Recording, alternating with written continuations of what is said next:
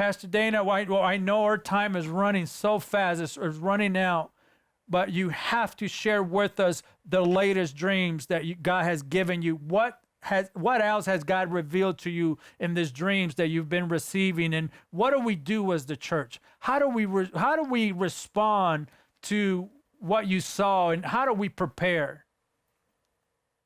I had a dream this past Friday night, and I shared it Sunday morning live at my church. I didn't want to do a Facebook one again, but I had a dream that followed the same pattern of the months, and I saw the calendar turn to September, and a hand reached up and grabbed the month of September and pulled it off of the page, and then it laid it down in front of an altar. And we have a secret place in our church that we built about 7-8 years ago. Our altar has horns on it, just like the one mentioned in the Bible. We have the 4 cardinal doctrines of the Assemblies of God are on pictures in there. And I saw the month of September laid down in front of that altar where I pray at every day.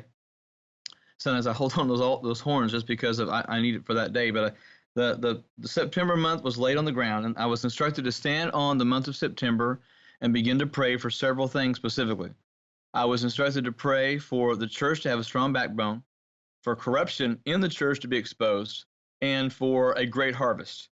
And so I stand on the calendar and I begin to pray for those things. And as I'm praying, I hear a voice that says, "You're not enough. We need more people praying, so ask for more help." So as I'm standing on the calendar, I'm calling out, pastors, people, believers, whoever you are, we need to pray for the church to have a strong backbone, for corruption to be exposed, and for a great harvest. And suddenly the calendar below me just begins to get larger exponentially. And it reminded me of I've been to Europe a couple of times, and they have plazas and courtyard areas where they have like the large life-size chess pieces. And the calendar where I'm standing on, it was Tuesday, September 1st that I'm standing on. And it just gets exponentially bigger. And finally I see the calendar, it looks like the size of a football field. But all of a sudden, I'm not the only one praying. Somebody else is standing on September 1st with me, and there's a couple more on September 2nd and the rest of the days. And there were people that were praying in tongues. There were some that were praying out loud. There were some that were very quiet. There were some that were kneeling, some laying prostrate, every model of prayer that you can imagine. But then the cry went out again, we need more help. We need more people to pray. So we began to as loud as we could, all of us, "Church, we need help. We need help. We need to come. You need to come. You need to pray." And so suddenly I realized that the outline of the calendar was now outlined of the contours of the United States of America, including Alaska and Hawaii. But I'm seeing the outline of the country, but the calendar of September is there. And I'm kind of being raised in the air as more and more people are jumping onto the calendar and people are praying. All of a sudden, there's no white space on the calendar, and people are feeling, they look like ants. People look like ants, but I see people standing all over the calendar on the country of the United States, and they're praying.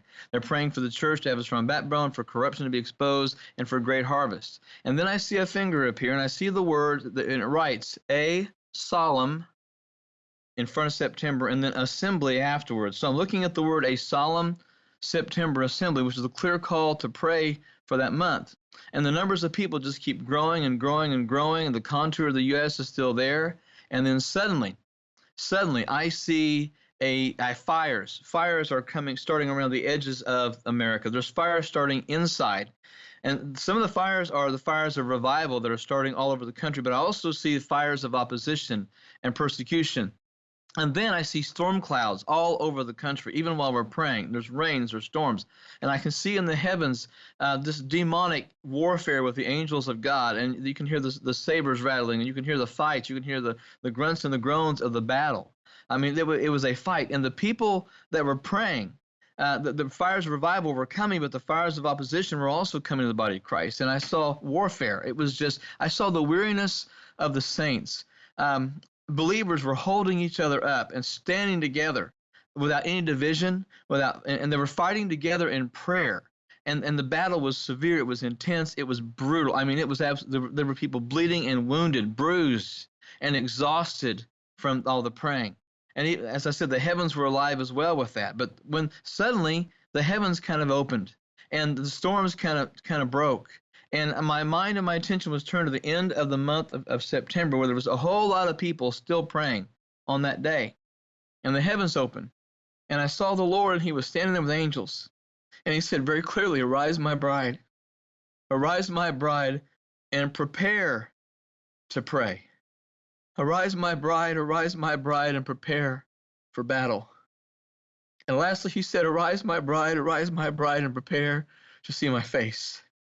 For I'm coming soon, and my reward is with me. And then there was a sound like of 1,000 shofars being blown all at once. And even in the dream, I could feel the wind of those shofars hitting my face.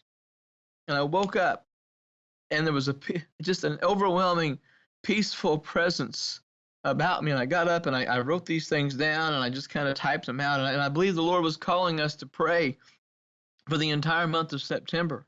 But to expect some of the most serious spiritual warfare that we've ever been called to do and called to expect. I don't know what's going to follow that specific month, but I feel in my heart the battles are going to be very, very serious, because the Lord said, arise, my bride. He only calls us his bride when he's ready to come get us.